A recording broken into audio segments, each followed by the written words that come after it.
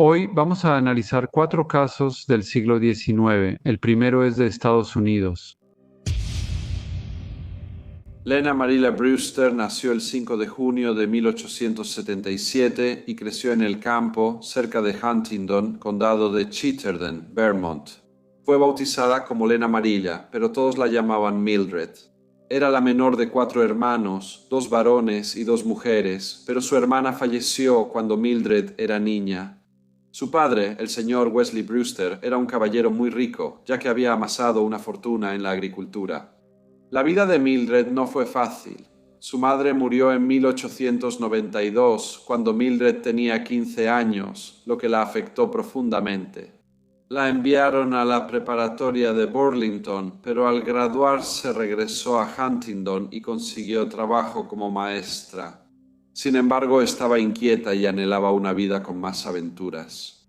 Buscando nuevos horizontes, se mudó a Montpelier, la capital de Vermont, y trabajó con la familia del señor S. C. Shirtliff. A inicios de 1896 dejó su empleo para trabajar en un hotel en Northfield antes de volver a Montpelier y rentar un cuarto en la pensión del señor John F. Goodenough. Trabajó como sastre en Leiden and Campbell, donde se dedicó al diseño de ropa. En la pensión la visitaba un joven llamado John Wheeler. Originario de Canadá, llegó a la ciudad con su madre y hermano y trabajaba como cortador de granito en Fraser and Bradford. Meses después, él también rentó una habitación en la pensión. Ambos parecían muy cercanos, pero Mildred no sabía que John estaba comprometido con otra mujer, Annie Wheeler. Compartir apellido era coincidencia. La señorita Annie Wheeler era famosa por su belleza, porte y elegancia. Con su radiante sonrisa y su actitud gentil, irradiaba un encanto que parecía hechizar a todos los que se cruzaban en su camino. Ella trabajaba en el servicio doméstico en la casa del señor C. Buckby, quien tenía una gran propiedad en la calle Liberty. Ella creció en East Montpelier, en la granja de sus padres. Su familia era respetable y, aunque no rica, se les consideraba acomodados. John le pidió a Annie que lo acompañara a las celebraciones del Día de la Decoración a finales de mayo en el pueblo de Barray, y ella aceptó. Sin embargo, al saber que la señorita Wheeler acompañaría a John, Mildred Brewster se disgustó mucho, tanto así que decidió enfrentar a la joven al respecto. El sábado 29 de mayo fue directamente a la casa donde vivía la señorita Wheeler y le exigió que soltara a John. En una extraña y algo desesperada súplica, Mildred le dijo que estaba con John y que si no dejaba de verlo, lo mataría. Parecía que sus palabras estaban teñidas de desesperación y de un miedo profundo a perder al hombre que creía amar. Aunque Annie sabía que John estaba comprometido con ella, escuchó a Mildred, quien afirmó también estar comprometida con él. Las dos jóvenes caminaron media milla por la ciudad hasta la pensión del señor Goodenough para enfrentar al señor Wheeler. Caminaban juntos bajo un paraguas, con una conversación cargada de una tensión tácita. El camino las llevó por calles universitarias, pasando por el cementerio hasta la pensión en la avenida Sibley. De pronto, ya cerca de su destino, Mildred sacó un revólver y disparó a Annie en la cabeza, acertando debajo de la oreja. El sonido del disparo rompió la quietud del día mientras Annie caía al suelo. Con Annie herida de muerte, Mildred luego se apuntó con el arma y disparó, un acto desesperado nacido de la angustia y la desesperación. Los testigos de la tragedia, como John Wheeler y su hermano, se reunieron en el lugar. Las mujeres inconscientes fueron llevadas a la pensión del señor Goodenough antes de que llegaran la policía y los médicos, y luego al hospital Heaton. Los doctores intentaron salvar a Annie, pero sus heridas eran graves y falleció esa tarde. Mildred seguía con vida, pero los doctores dudaban que sobreviviera. El sheriff Bancroft fue a la pensión donde vivía la señorita Brewster. Registró su habitación y halló una caja rota de cartuchos y una nota, pulcramente escrita y firmada por la señorita Brewster en un cajón. La leyó, notando detalles sutiles que insinuaban la agitación emocional de la joven. Todo lo hallado sería posible evidencia. Mildred Brewster recuperó la conciencia, pero cuando las enfermeras la atendieron, gritó: «¡Oh! ¿Por qué no pude haber muerto?». El cuerpo de Annie fue llevado a la casa de sus padres en el este de Montpellier, donde el funeral se realizó días después. La sombría ocasión atrajo a multitudes que presentaron sus respetos a la popular joven de 17 años. John Wheeler estaba profundamente afligido. Quienes mejor lo conocían se preguntaban si, en su dolor, buscaba consuelo y redención con arrepentimiento y pesar. Mientras se enfrentaba a las consecuencias de sus actos, la policía investigó. Los celos por la relación de Annie Wheeler con John Wheeler, con quien Mildred creía estar comprometida, parecían haberla llevado al asesinato. Pero los investigadores descubrieron que había más sobre la señorita Brewster, de 20 años. 2 semanas antes del tiroteo, perdió su empleo en Leden y Campbell. Les dijo a sus amigos que volvería a Huntingdon con su padre. Testigos contaron que Mildred viajó a Barry para comprar el revólver y vigiló la armería el día anterior al tiroteo. Se pensaba que esperaba a John tras la práctica de tiro, tal vez para dispararle. Al terminar, se fue con amigos, por lo que se cree que Mildred regresó sola a la pensión. Conocidos de Mildred admitieron más tarde que ella les confesó su intención de hacerle daño a John Wheeler. Ignoraron sus palabras, creyendo que eran frustraciones pasajeras de una joven desilusionada. El caso se volvió un frenesí mediático. El señor Wesley Brewster velaba a su hija junto a su cama, y los doctores informaban a diario sobre su estado, publicando cada actualización en los periódicos. Aunque estaba consciente y hablaba, el personal médico no logró extraer la bala de su cabeza, y los doctores dudaban de su supervivencia. Si sobrevivía, enfrentaría una grave acusación de asesinato premeditado. A fines de junio, los doctores dijeron que creían que la señorita Brewster sobreviviría a su intento de suicidio.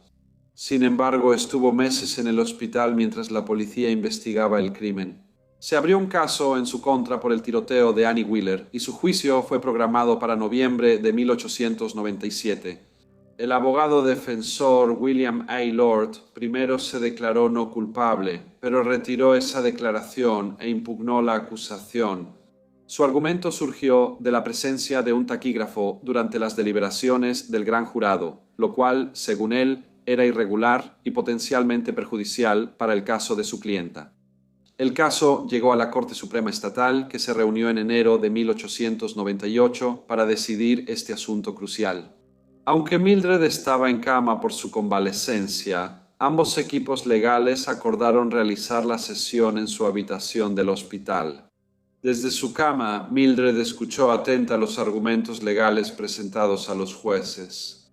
En marzo, la Corte Suprema decidió que no había motivos para invalidar la acusación y, en consecuencia, el juicio de Mildred fue aplazado y reprogramado para una fecha posterior, prolongando el proceso legal y aumentando la incertidumbre sobre su destino. El juicio de Mildred Brewster inició el 4 de abril de 1898 en Montpellier. El caso generó gran interés y la sala estaba llena. Ahora se consideraba que Mildred estaba físicamente capacitada para asistir al tribunal y se le proporcionó una mecedora para que pudiera sentarse. Durante el proceso, ella se declaró no culpable por locura, pero el Estado mantuvo su postura firme e inequívoca.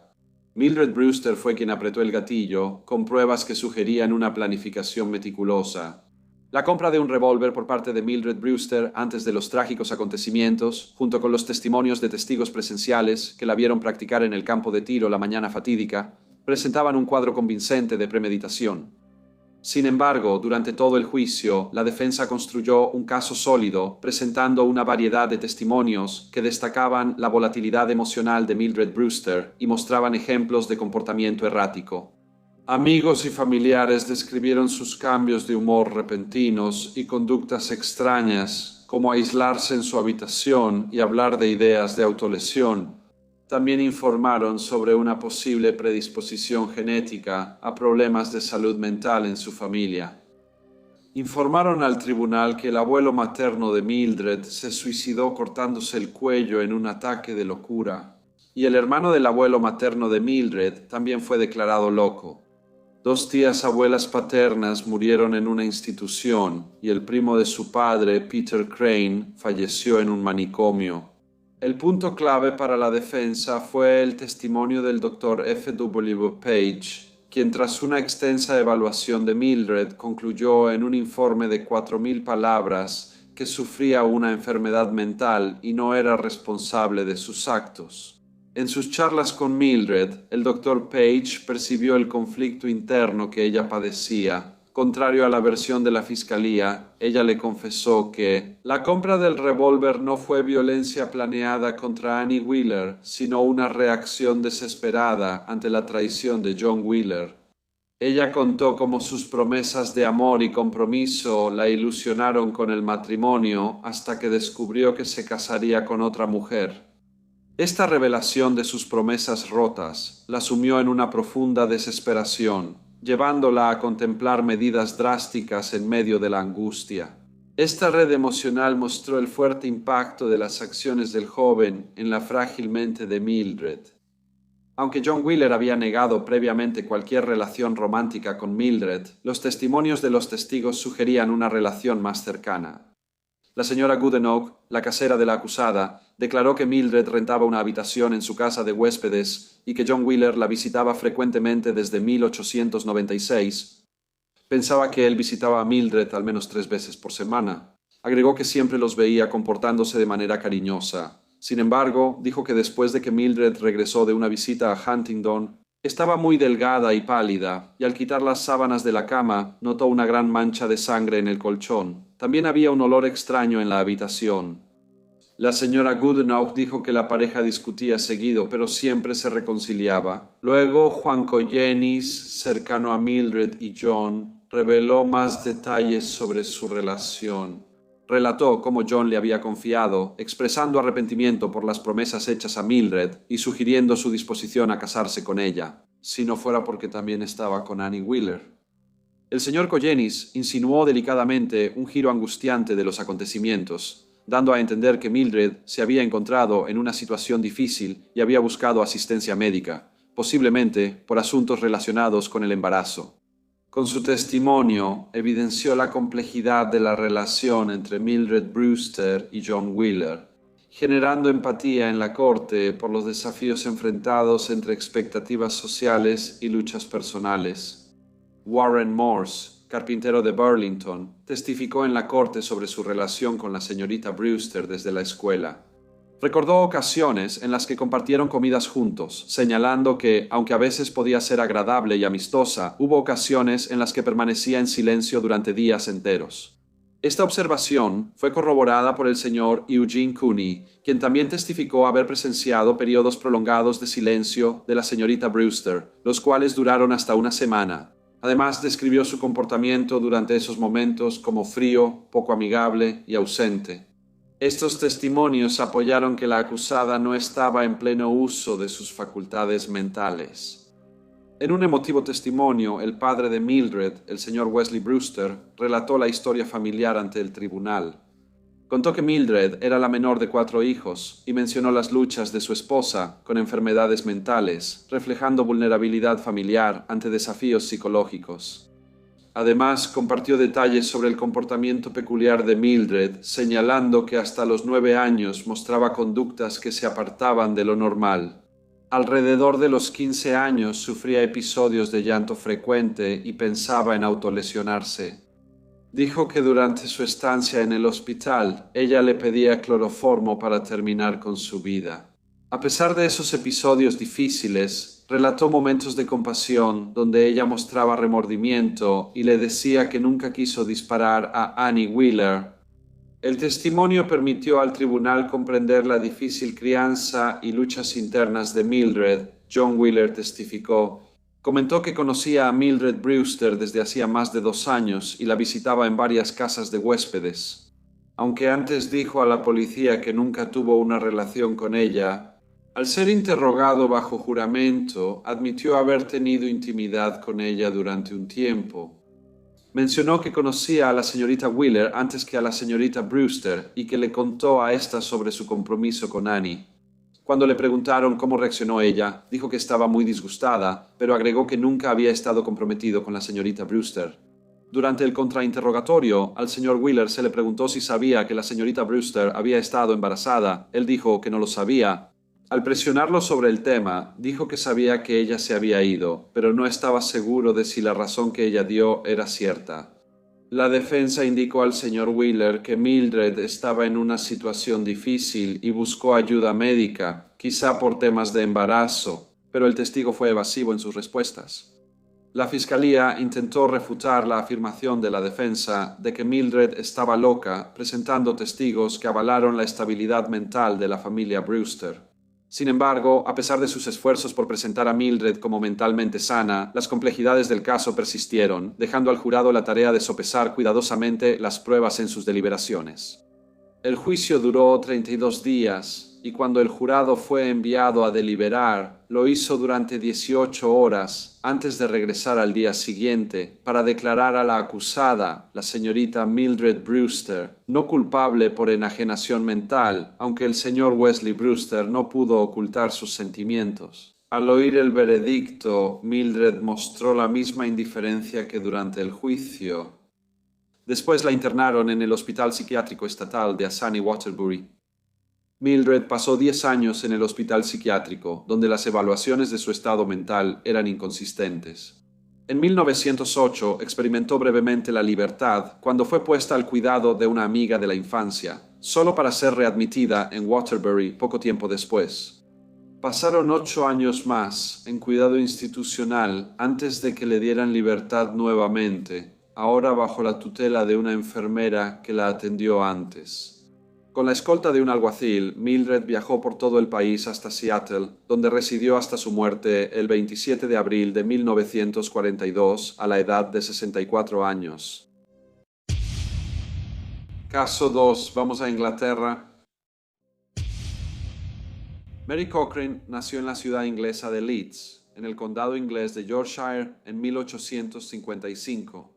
Su padre Richard era verdulero y obrero, su madre Catherine cuidaba a sus hijos en casa. Los padres de Mary eran de Irlanda, pero en 1850 llegaron a Inglaterra y se casaron en Leeds.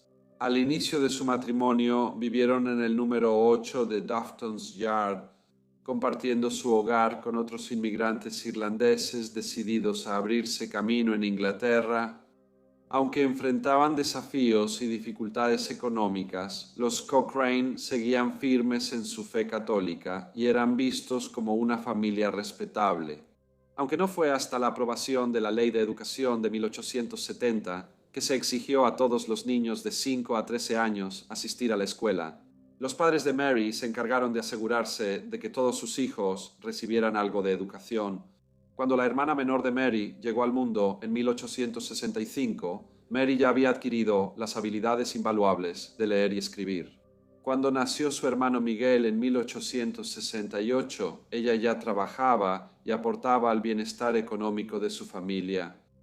A los 15 años trabajaba como obrera en una fábrica, un empleo agotador y peligroso para su edad. Sin embargo, era una buena trabajadora y demostraba resiliencia ante esas dificultades.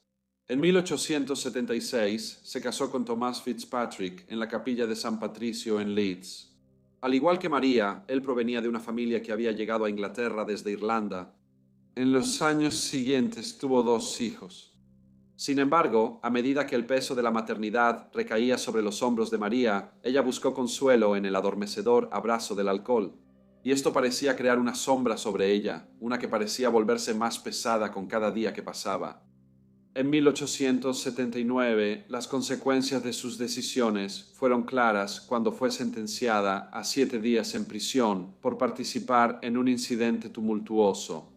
Los ecos de ese castigo resonarían en los años venideros, ya que enfrentó sentencias adicionales, 4 meses en prisión por el robo de una franela y 2 más por robar pañuelos. En 1880 la vida de María inició otra etapa turbulenta.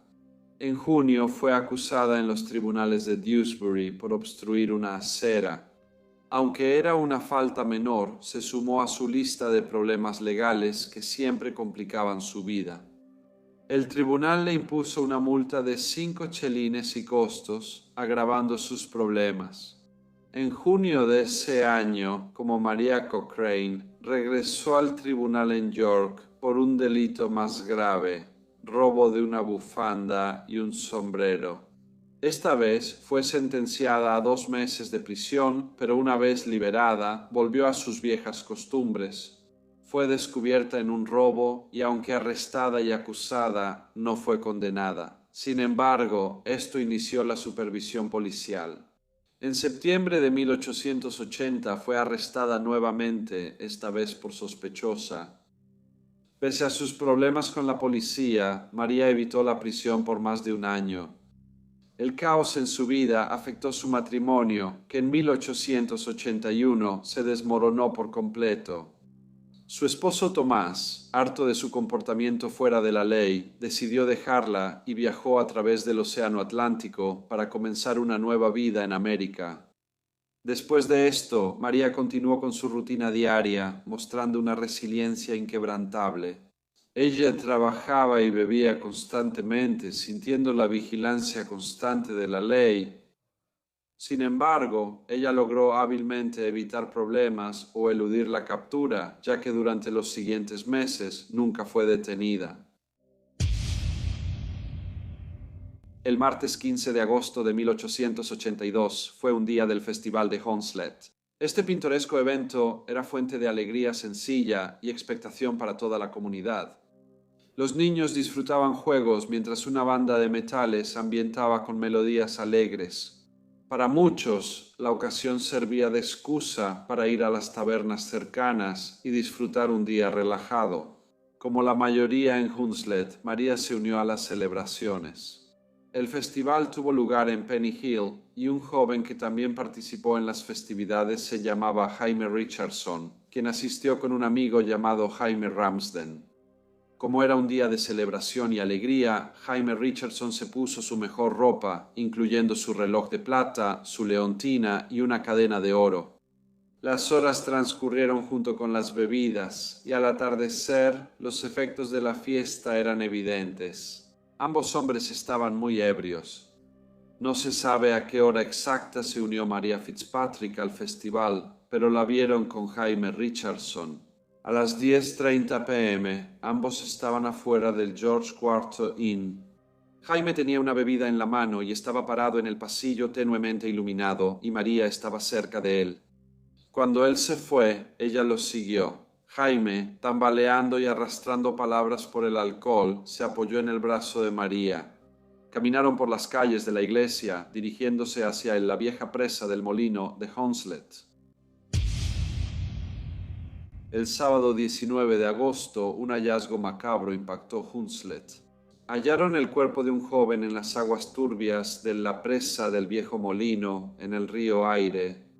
Las autoridades llevaron el cuerpo al Wellington Inn con la esperanza de que pudiera ser identificado poco después. Se confirmó que el fallecido era Jaime Richardson, un local de 24 años que trabajaba como fabricante de botellas de vidrio.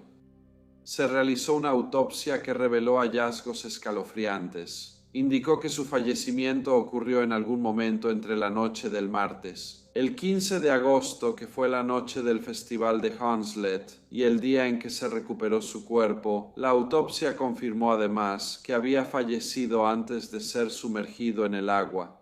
La comunidad unida quedó profundamente conmocionada por el prematuro fallecimiento del señor Richardson, un joven de apenas 24 años, que era un empleado muy respetado de Hunslet Glassworks, ubicada en South Accommodation Road.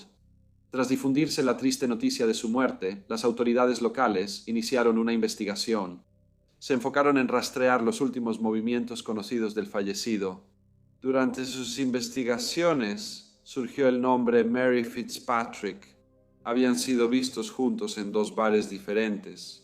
Un caso notable fue en el Taps Public House, un lugar normalmente reservado para hombres de clase trabajadora. Curiosamente, un testigo que había visto a Mary en el bar informó a la policía que no parecía estar ebria. Esto generó sospechas sobre si la presencia de Mary en el establecimiento se debía a motivos más allá del simple disfrute. posiblemente con la intención de seleccionar a alguien en específico para robarlo. Esa noche, Mary volvió a ser vista tomando con James Richardson. Un mesero llamado Samuel Holdsworth proporcionó una declaración a la policía, confirmando que había visto al señor Richardson y a la señora Fitzpatrick en el pasillo del George IV Inn. Según él, ambos estaban bebiendo y notó que la señora Fitzpatrick siguió al señor Richardson cuando él se fue. Dijo que mientras caminaban por la calle Church, ella le ofreció ayuda. Sin embargo, no podía estar seguro de que hubieran estado hablando antes.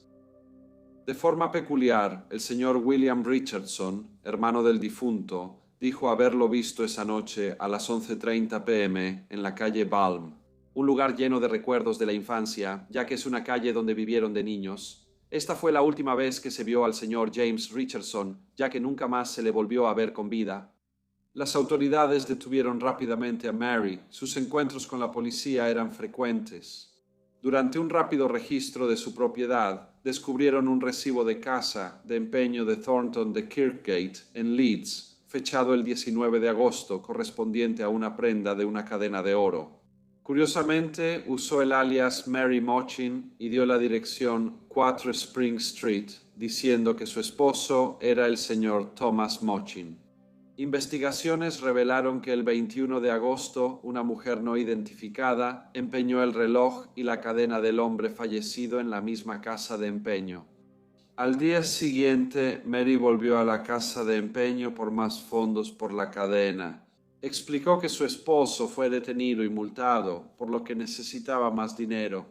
Mary, sin embargo, sostuvo que el señor Richardson le había dado el reloj la noche del festival de Hounslet e insistió en que las circunstancias en las que obtuvo el reloj, la leontina y la cadena eran completamente inocentes. William Richardson reconoció los objetos como propiedad de su difunto hermano. Presentó un manual con el número de serie del reloj como prueba adicional. William informó a la policía que su hermano salió ese día con un anillo de oro y un pañuelo de seda en el bolsillo. Ninguno de estos objetos había sido localizado. En su entrevista inicial, Mary preguntó por los cargos en su contra, lo que despertó sospechas sobre su relación con la muerte del señor Richardson. En ese momento no fue acusada formalmente y quedó libre mientras continuaban las investigaciones. Mary prefirió esconderse en vez de volver a casa. Su fuga resultó ser breve, ya que un detective llamado Detective Easby logró localizarla, rastreándola hasta la ciudad de Hull. El 9 de septiembre la escoltó de regreso a Leeds, a unos 113 kilómetros. Al regresar a Hounslet, Mary fue confrontada con los graves cargos de asesinato premeditado y robo.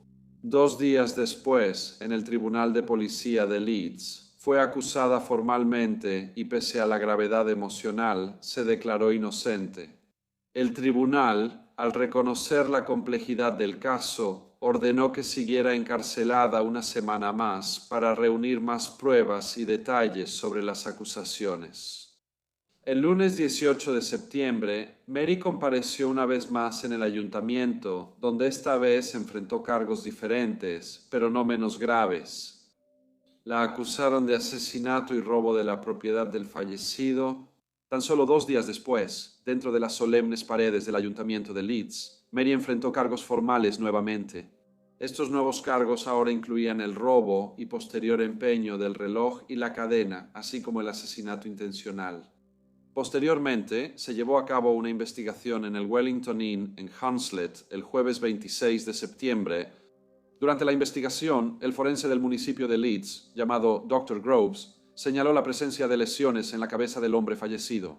El tribunal determinó que el veredicto de asesinato premeditado era justo por la muerte de James Richardson. Mary fue trasladada a la prisión de Armley para esperar juicio. El juicio comenzó el sábado 4 de noviembre de 1882 en las sesiones de invierno de Yorkshire en el castillo de York.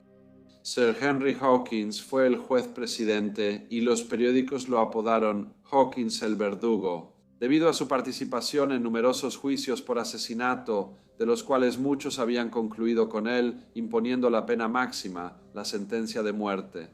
Las pruebas contra Mary no eran concluyentes, pero la fiscalía la ubicó con James Richardson la noche de su desaparición. La vieron caminar con él por la calle Church y había empeñado su reloj, leontina y cadena. Benjamin Ryan, ex colaborador de Jaime Richardson, declaró al tribunal que estuvo con él la noche del festival de Hunslet. Se quedaron juntos hasta casi las 10. Cuando el señor Ryan salió del Exchange Inn para irse a casa y el señor Richardson fue al pub George IV, el señor Ryan agregó que le había preguntado a Jaime Richardson si quería que él cuidara su reloj y su cadena, ya que Jaime estaba bastante borracho. Sin embargo, el señor Ryan dijo que Jaime rechazó la oferta. Otro testigo, el señor Juan Moon, el gerente de la casa de empeño, declaró que el 19 de agosto recibió una prenda de la acusada por una cadena de oro.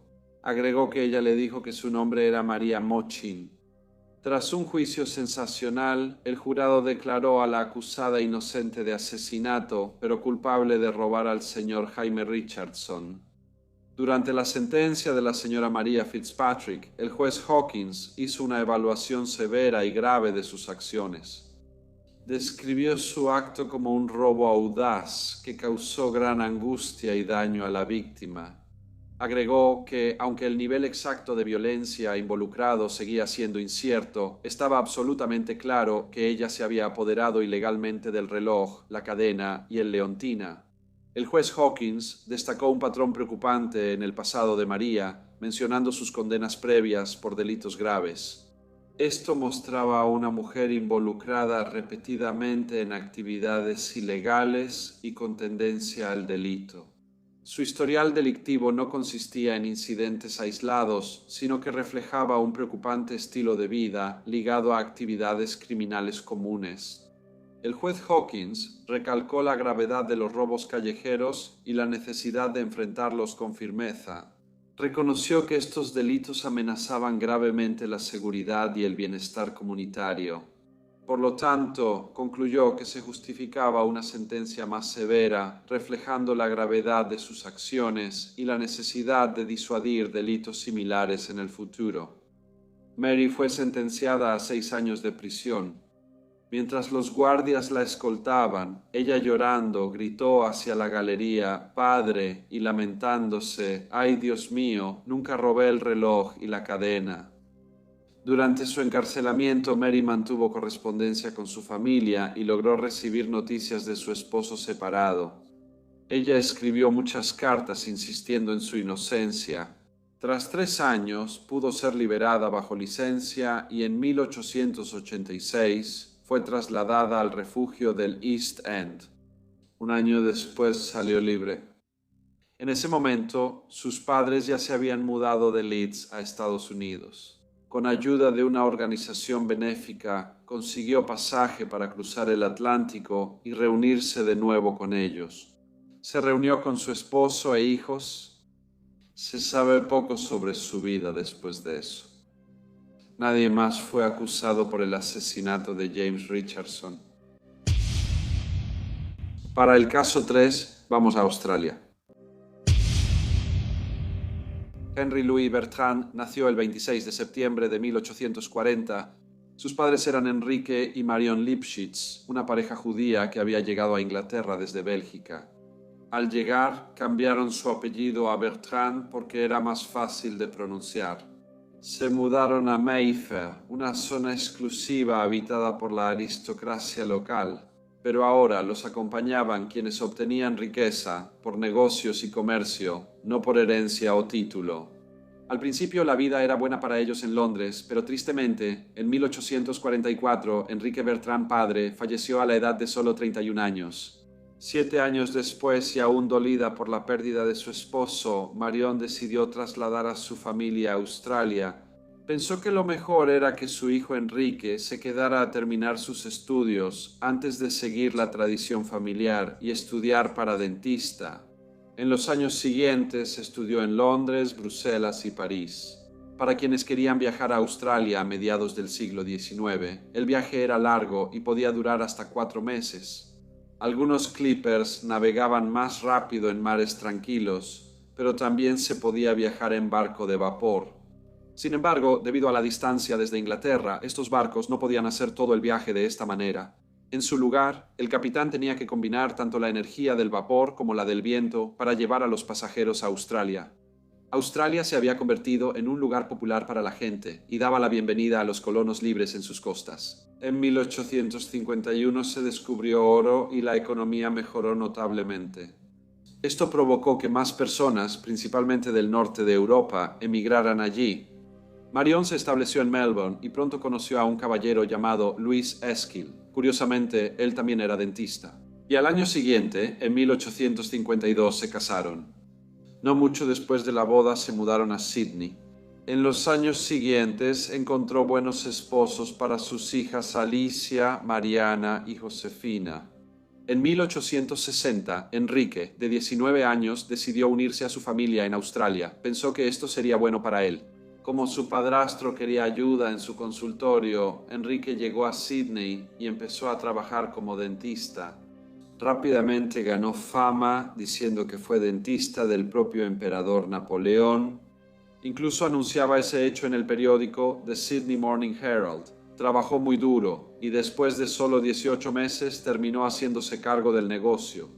La práctica y popularidad de Enrique crecieron tanto que se mudó a Wynyard Square, un lugar mucho mejor que su anterior consultorio en Hunter Street, y otro donde podría atraer a pacientes más acomodados que requieran servicios dentales.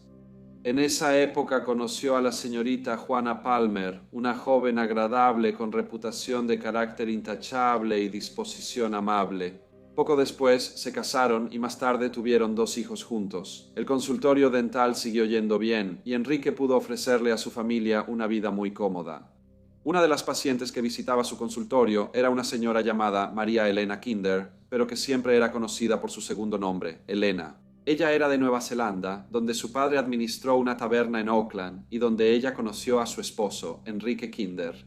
Se casaron en 1860 y durante los siguientes años Elena tuvo 2 hijos. Luego se mudaron a Australia. Enrique atendió a la señora Kinder en su consultorio y, aunque ambos eran casados, se llevaban muy bien. En las semanas siguientes comenzaron a verse más seguido. Iniciaron una aventura sin considerar a sus cónyuges ni hijos. Elena solía engañar a su esposo y se rumoraba que en Nueva Zelanda tuvo una relación inapropiada con un granjero llamado Francisco Jackson. Algunos decían que el señor Kinder empezó a beber tras descubrir la infidelidad de su esposa. Al llegar a Sydney, el esposo de la señora Kinder, Enrique, ya era alcohólico. Trabajaba como cajero en el Citibank, pero atravesaba una mala situación financiera. La pareja vivía con sus 2 hijos en una casa alquilada en la zona de San Leonardo de la ciudad. Por alguna razón, Enrique Bertrand se hizo amigo del señor Kinder y las familias se acercaron. Se reunían seguido, lo que ayudó a ocultar la relación entre Enrique y Elena. Sin embargo, Enrique comenzó a obsesionarse con ella. Ya no quería compartirla con su esposo.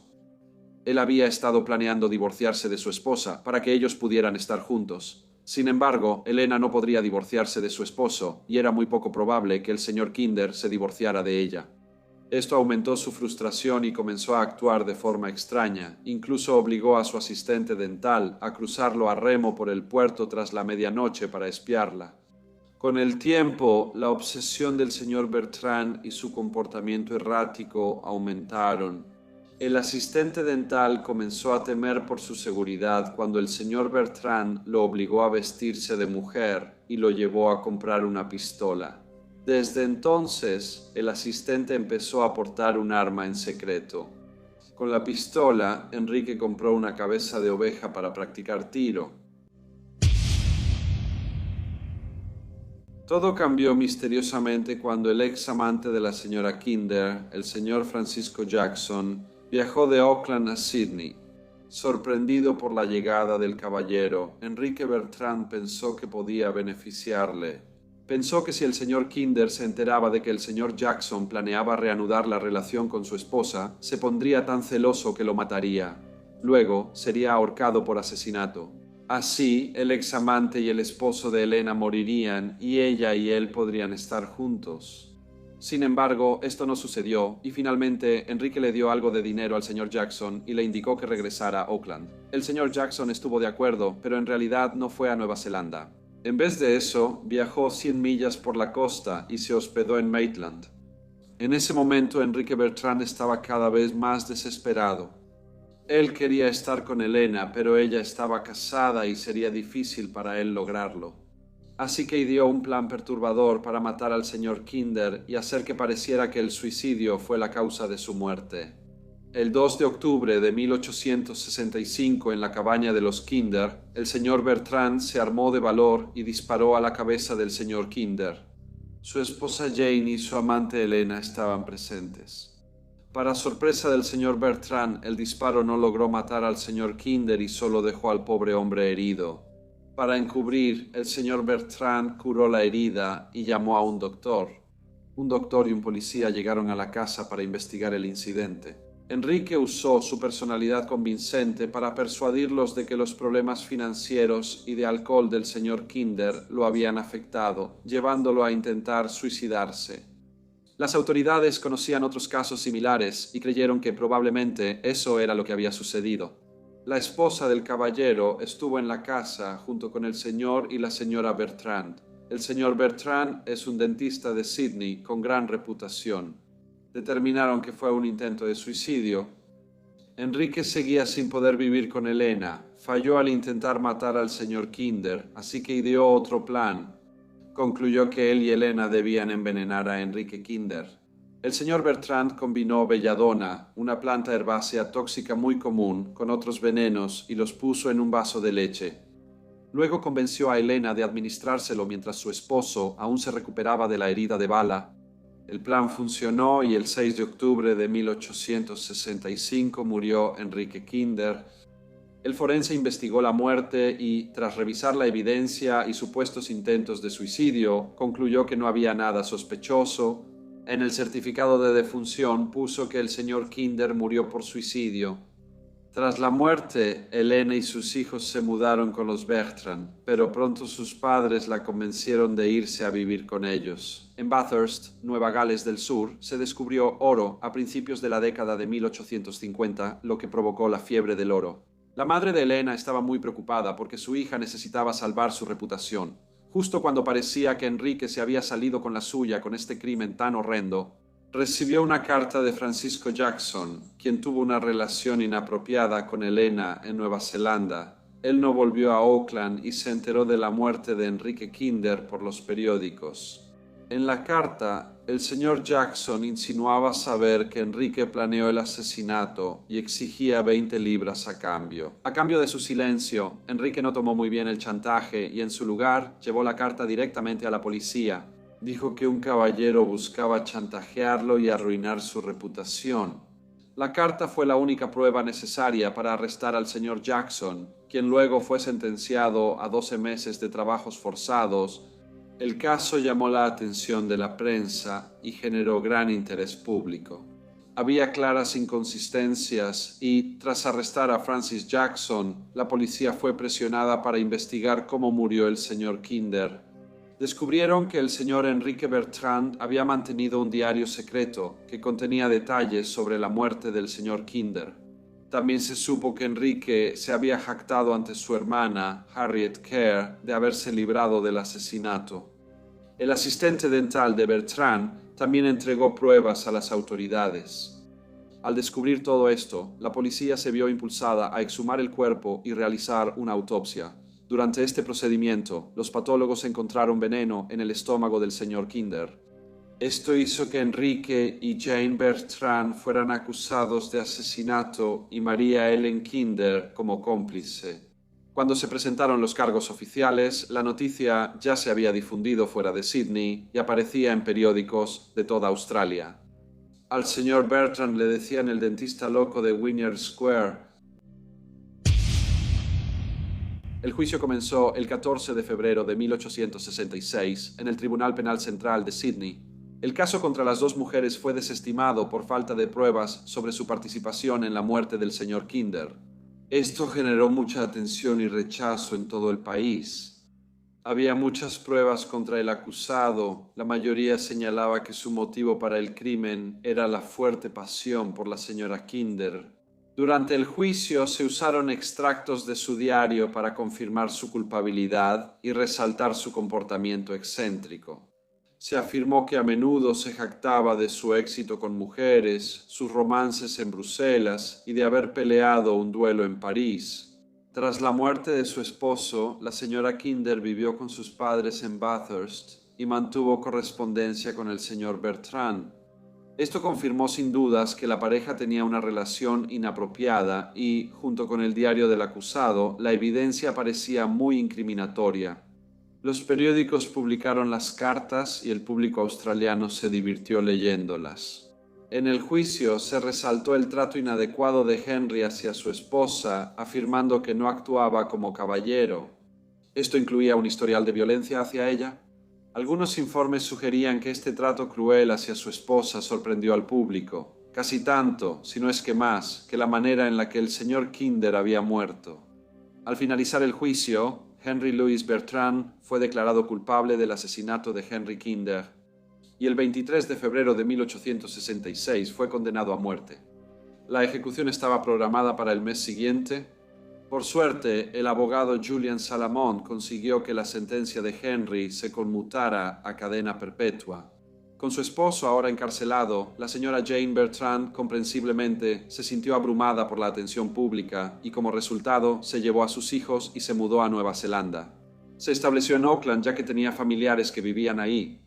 Elena no tardó en rehacer su vida y en 1867 se casó con Humphrey Minchin. Carden Enrique pasó tiempo en varias cárceles diferentes, incluyendo Darlinghurst y el manicomio de Parramatta. Durante su tiempo tras las rejas, inesperadamente desarrolló un talento artístico e incluso tocaba el órgano durante los servicios en la capilla. Tras 29 años en prisión, fue el prisionero con más tiempo en Nueva Gales del Sur. Se creía que se había comportado bien durante su tiempo en prisión, y los informes indicaban que solo se encontró que rompió una regla durante su condena. El 17 de junio de 1894, la justicia determinó que Enrique Bertrand ya no era una amenaza para la sociedad, y como resultado, a los 53 años era un hombre libre. En su primera noche libre, pudo quedarse en el Hotel Metropole, pero luego fue deportado en el primer barco a Inglaterra. Tras su liberación, no se reconcilió con su familia y vivió el resto de su vida con bajo perfil. Aunque entró a la cárcel siendo un hombre popular y a la moda, salió siendo todo lo contrario y comprensiblemente con una reputación completamente arruinada. Se estableció en Londres, donde ejerció como cirujano y dentista bajo el nombre de Edward Henry Burton. En 1902, Enrique y su ama de llaves, Carolina Ladd, se mudaron a Portsmouth. Carolina se había estado quejando porque creía que había sido envenenada. Ese mismo año, Carolina falleció. Sin embargo, una investigación concluyó que murió por causas naturales. Se especuló que esto era falso y que Enrique quizá había reincidido, pero nunca se halló evidencia de crimen. ¿Era cierto o Enrique reincidió? Probablemente nunca se sepa la respuesta. El 11 de septiembre de 1924, el señor Enrique Bertrand murió. Tenía 63 años. En el caso 4, volvemos a Estados Unidos. Fanny Lillian Madison nació el 27 de junio de 1863. Era la mayor de 8 hijos, hija de Charles y Lucy Madison, una pareja trabajadora que tenía una granja de 100 acres en el condado de King William, Virginia. Aunque su nombre era Fanny, todos la llamaban siempre por su segundo nombre, Lillian. Como hija mayor, debía ayudar a su madre con sus hermanos. Aunque ayudaba mucho, Lillian siempre tenía una relación algo conflictiva con sus padres. Su padre había luchado para el ejército confederado durante la Guerra Civil estadounidense y era bastante estricto con sus hijos. No era rico ni parecía compartir la opinión de su hija sobre la importancia de la educación. La Constitución de Virginia de 1869 creó escuelas públicas gratuitas, pero la asistencia no era obligatoria ni había un plan de estudios estándar. Las escuelas en las grandes ciudades y pueblos no parecían funcionar de la misma manera que las escuelas en las zonas más rurales.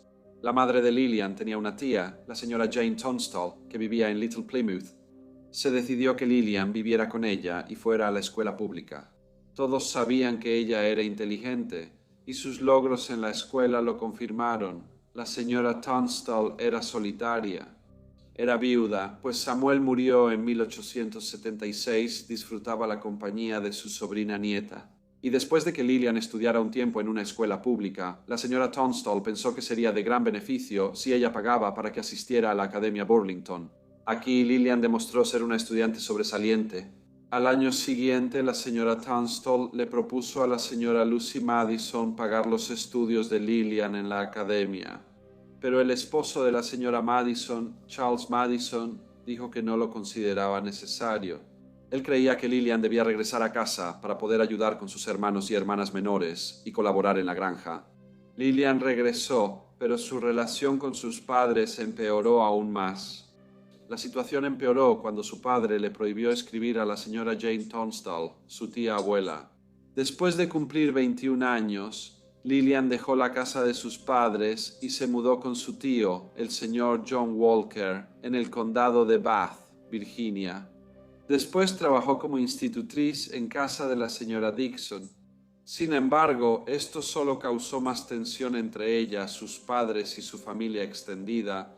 Su padre escribió a John Walker, su cuñado, mostrando su descontento de que la hubiera alojado, ya que pensaba que él y su esposa sabían qué era mejor para ella. Lillian siguió trabajando, le gustaba socializar y era responsable. Era institutriz y considerada respetable, pero Fanny Lillian Madison tenía un oscuro secreto. Temprano el sábado 14 de marzo de 1885, el señor Lysander, Rose, encargado del embalse Marshall en Richmond, realizaba sus tareas habituales. Al ver un cordón roto y un guante rojo de dama, miró alrededor preguntándose si hallaría algo más. Él vio algo flotando al otro lado del embalse. Parecía un vestido de mujer. Pidió ayuda y con algunos trabajadores lo sacaron. Pero no era solo un vestido, era el cuerpo de una mujer joven y todos pudieron ver que estaba en estado muy avanzado. Vieron moretones en su cara y llamaron a las autoridades. El forense examinó el cuerpo y concluyó que la joven se ahogó. Notó que no tenía anillo de bodas y, aunque su vestido tenía un pequeño desgarro en la manga, no había señales de pelea. Pensó que, como joven soltera, avergonzaría a su familia al tener un bebé fuera del matrimonio. Por eso decidió suicidarse. Concluyó que la causa de la muerte fue suicidio, pero ¿quién era la joven encontrada en el embalse? La policía decidió exhibir el cuerpo. Pensaban que alguien identificaría el cadáver. La pusieron en la capilla del asilo y pronto se supo en todo Richmond que una joven se había ahogado en el embalse. A finales del siglo XIX, muchas personas sentían fascinación por la muerte y algunos incluso buscaban lo macabro como entretenimiento.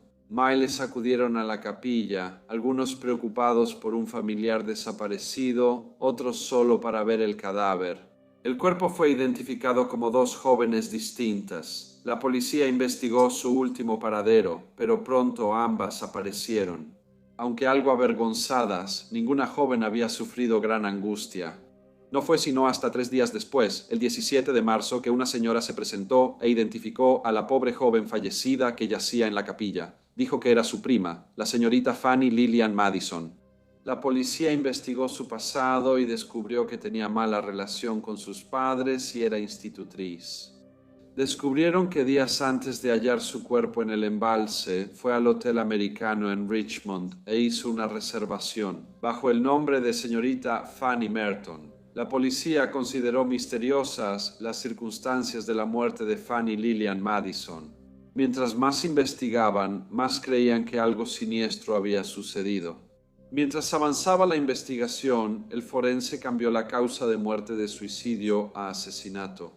Los periódicos informaron sobre la joven hallada en el embalse y expuesta en la capilla, esperando que alguien la identificara. Pero poco sabían ellos del escandaloso relato que estaba por venir, cuando la policía arrestó a un joven caballero llamado Thomas Judson Claverius. quien de hecho era primo de Fanny Lily Madison. Thomas, nacido el 10 de agosto de 1861, era 2 años mayor que Lillian y su crianza fue similar a la de ella. Él creció en una granja con 2 hermanos. Aunque uno murió en la infancia, sus padres valoraban la educación. Y cuando Tomás aún era bastante joven, él y su hermano mayor, llamado Guillermo, fueron enseñados por la hermana de su madre, una señora llamada Martha Walker. Después, la tía abuela de Tomás, Jane Tunstall, ofreció pagar la escuela de Tomás y Guillermo, y los padres de Tomás aceptaron su generosa propuesta. Tomás fue enviado al internado Academia Aberdeen y luego estudió Derecho en el Richmond College, graduándose en 1882. Cuando terminó sus estudios, regresó a Little Plymouth y estableció su propio despacho de abogados. También ayudaba en la escuela dominical de la Iglesia Bautista. Era amable y considerado, y la gente lo consideraba un miembro ejemplar de la comunidad local. Sin embargo, la policía reunía bastante evidencia contra Tomás Claverius. Descubrieron que se hospedó varias veces en casa de su tío Thomas Walker durante julio y agosto de 1884. Su prima, la señorita Fanny Lillian Madison, también vivía allí y testigos dijeron que se querían mucho. Fue sorprendente, pues eran primos y el señor Tomás Claverius estaba comprometido con la señorita Nolly Bray. La policía descubrió que el 5 de enero de 1885 la pareja tomó habitaciones separadas en un hotel de Richmond. La sirvienta recordó a la señorita Lillian Madison porque al arreglar su cuarto notó que la cama seguía intacta y sin usar. Testigos declararon a la policía haber visto al señor Tomás Claverius con la señorita Fanny Lillian Madison el viernes 13 de marzo, incluyendo al doctor Tomás. Stratton dijo que, aunque no conocía a esas personas, un caballero parecido al señor Claverius le preguntó cómo llegar al embalse. El doctor Stratton dijo que no vio bien a la joven, pero recordó que era pequeña y estaba en estado avanzado. Fanny Lillian Madison medía 1.50 metros. Testigos vieron a la pareja en Richmond el 13 de marzo. Cerca del embalse hallaron ropa identificada como de la fallecida. Entregaron a las autoridades un chal rojo, un sombrero y una bolsa. La policía descubrió que la señorita Madison se registró en el Hotel American de Richmond como Fanny Merton. El vigilante nocturno, el señor William Tyler, le dijo a la policía que el señor Claverius llegó tarde al hotel el 13 de marzo y pidió ver a una dama de la habitación 19, pero le informaron que ella había salido. El señor Claverius escribió una nota para que se la dieran a la ocupante al volver, pero como nunca regresó, la nota fue rota y tirada. Cuando se supo que la señorita Fanny Merton era la joven hallada muerta en el embalse, el personal reunió los papeles rotos para averiguar qué escribió el joven caballero. La nota decía: «Llegaré lo antes posible, espérame». La policía creyó que el señor Claverius hizo esto para buscar una coartada. También hallaron una llave de reloj junto a un agujero en la cerca entre el cementerio y el embalse. Los investigadores entonces supieron que el señor Claverius había visitado recientemente una joyería para reemplazar una llave de reloj que le faltaba. Se sabía que siempre la llevaba sujeta a la cadena de su reloj. La policía pensó que la llave de reloj se cayó, ya fuera durante la pelea con la señorita Madison o al pasar por el agujero de la cerca. Sabían que el señor Claverius conocía la ruta del cementerio al embalse, pues los estudiantes del Richmond College la usaban mucho. Otros testigos dijeron haber visto a la pareja el 13 de marzo. La policía descartó la teoría original de suicidio. A finales del siglo XIX, las madres solteras eran vistas como de baja moral y frecuentemente rechazadas por la sociedad. Lillian no se despidió de nadie. Aunque hubiera sido difícil para ella, también lo habría sido para el señor Thomas Claverius. Si se supiera que él era padre del hijo de su prima, la policía pensaba que, por el daño a su reputación, él mató a su prima, la señorita Fanny Lillian Madison. Tras su arresto, Thomas Claverius fue acusado de asesinato. El juicio inició el 13 de mayo de 1885 en el Tribunal Hastings de Richmond. Los periódicos cubrían el caso desde que el cuerpo fue retirado del depósito. Parecía que en Richmond la gente dudaba si un joven tan cortés podía ser culpable de un crimen tan terrible. Nadie lo vio hacerle daño, y como no estaba casada y tenía 8 meses de embarazo, quizá decidió quitarse la vida. Los seguidores de Thomas señalaron que todas las pruebas en su contra eran solo circunstanciales. La elección del jurado fue complicada, pues todos conocían la muerte de la señorita Madison y la mayoría ya había decidido si el señor Claverius era culpable. Solo 6 miembros del jurado estaban en Richmond. Los otros 6 vinieron de Alexandria, a 160 kilómetros. La fiscalía afirmó ante el tribunal que el acusado asesinó a Fanny Lillian Madison. Creían que caminó con ella al embalse y pelearon. Él la golpeó en un costado de la cabeza y la arrojó al agua, donde se ahogó. Quizá por estar inconsciente o por su avanzado embarazo no pudo salvarse. Dijeron que la teoría de que viajó del condado de Bath a Richmond y se registró en un hotel con un nombre falso no parecía probable que alguien caminara hasta el embalse Marshall muy tarde en la noche para quitarse la vida saltando al agua. Se llamaron varios testigos para el caso de la fiscalía, incluyendo al doctor Thomas, quien habló con un joven que creía que era el señor Claverius caminando con una joven embarazada hacia un embalse el 13 de marzo. Otro testigo fue William Tyler, vigilante del hotel. Una señora llamada Mary Curtis también dio su testimonio. Le dijo al tribunal que trabajaba como prostituta y que el acusado la había visitado muchas veces. Ella dijo que él lo hacía desde que estudiaba en el Richmond College. La señorita Curtis afirmó que el 13 de marzo vio al señor Thomas Claverius en una habitación trasera de una tienda de cigarros en Richmond. No pudo identificar a la joven que lo acompañaba porque llevaba un velo. Sin embargo, pudo confirmar que la dama llevaba un chal rojo. Esto fue significativo ya que otros testigos también dijeron que ellos también habían visto al acusado. El 13 de marzo con una joven embarazada que llevaba un chal rojo, y un chal rojo había sido hallado cerca del embalse tras el hallazgo del cuerpo de la señorita Madison. La policía identificó a la señorita Madison y pidió su baúl, que estaba en la casa de su tío en el condado de Bath. Entre los objetos hallados había un poema que, según la fiscalía, escribió Thomas Claverius. El poema era tan obsceno que los periódicos no lo publicaron, aunque expertos en caligrafía confirmaron que lo escribió el acusado. Thomas negó haberlo escrito y aseguró que no lo conocía hasta el juicio. Se mostró la llave del reloj.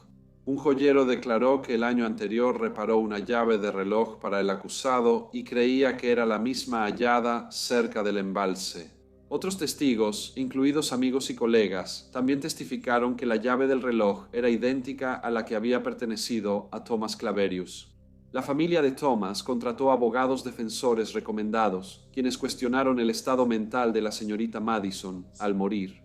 La señora Jane Tunstall declaró que su sobrina nieta le escribió varias veces. Las cartas se mostraron al jurado, pero ninguna fue relevante. Cuando la defensa preguntó a la señora Tunstall si Madison le había escrito insinuando suicidio, ella respondió que sí. La señora Tunstall declaró al tribunal que la llave de reloj hallada cerca del embalse no era de su sobrino y mostró la que ella le dio a Thomas. Meses antes de la muerte de la señorita Madison, William Claverius fue interrogado sobre la llave de reloj e insistió en que no era de su hermano. También declaró que el día del asesinato Thomas estaba en Richmond por asuntos familiares. Testigos dijeron que la persona vista con la dama pequeña y muy embarazada tenía bigote, pero los testigos que pudieron identificar positivamente a Thomas ese día, todos dijeron que estaba bien afeitado.